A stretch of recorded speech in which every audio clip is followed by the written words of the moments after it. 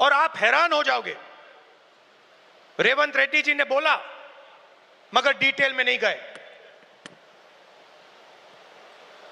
और मैं जानता हूं कि जो तेलंगाना की हालत है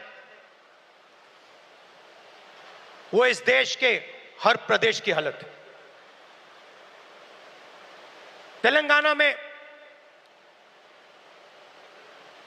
90% आबादी ओबीसी, अति पिछड़ा, दलित, अति दलित, माइनॉरिटी, आदिवासी।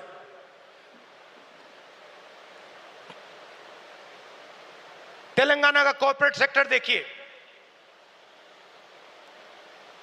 मालिकों की लिस्ट, सीईओज की लिस्ट, सीनियर मैनेजमेंट की लिस्ट, 90% में से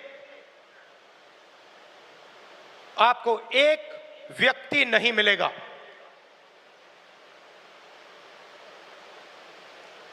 नब्बे % की भागीदारी तेलंगाना के कॉर्पोरेट सेक्टर में है ही नहीं।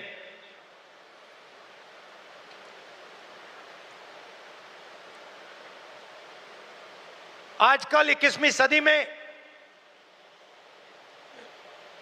मजदूर को गिग वर्कर कहा जाता है। वो घरों में खाना ले जाते हैं,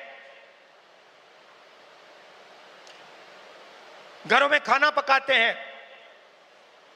पिज्जा ले जाते हैं, अमेज़न की डिलीवरी ले जाते हैं, धूप में ले जाते हैं, सड़क पे मरते हैं। तेलंगाना में उनकी लिस्ट निकाली,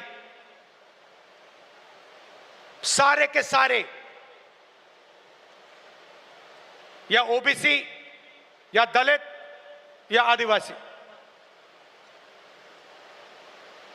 अब तेलंगाना में जाति जनगणना ने एक बिल्कुल नया औजार दिया है। तेलंगाना में हम सचमुच में विकास का काम कर सकते हैं। तेलंगाना में हम पिन पॉइंट एक्यूरेसी के साथ भागीदारी के बारे में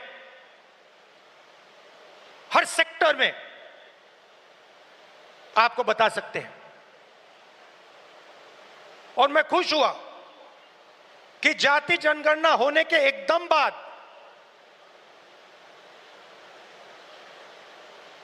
हमारे चीफ मिनिस्टर ने और हमारी टीम ने ओबीसी रिजर्वेशन को 42% तक पहुंचा दिया है।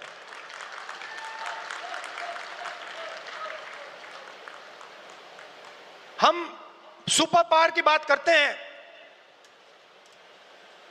मगर जब धन की बात होती है, भागीदारी की बात होती है, कॉर्पोरेट इंडिया की बात होती है, चाहे प्राइवेट अस्पताल हो, प्राइवेट एजुकेशन सिस्टम हो, 90% उसमें है ही नहीं।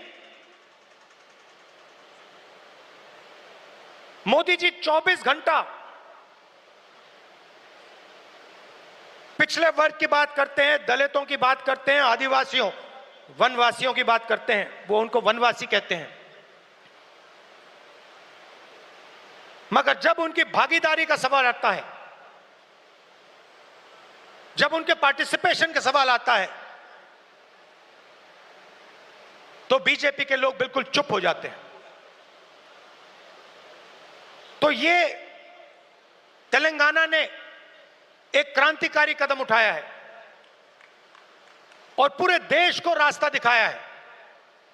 और मैं फिर से दोहरा के कह रहा हूं, इस स्टेज से आप सब के साथ कह रहा हूं कि 50% की जो दीवार है, इसको हम पूरे देश में तोड़ के परे कर देंगे।